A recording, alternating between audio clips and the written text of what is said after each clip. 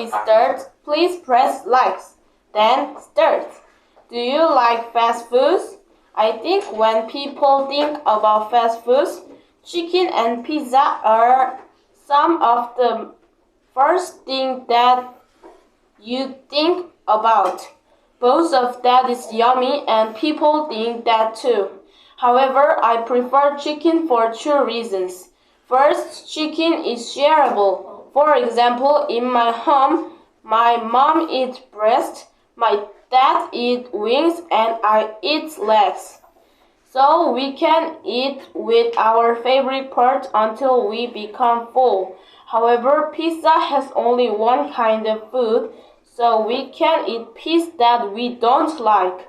Also, there is half and half chicken, so we will eat a variety kinds of chicken. Second, there is a lot of flavors that we can choose from. For example, there is a crispy, fried, spicy chicken. Because of there is a lot of flavors, we can eat chicken without getting tired of it.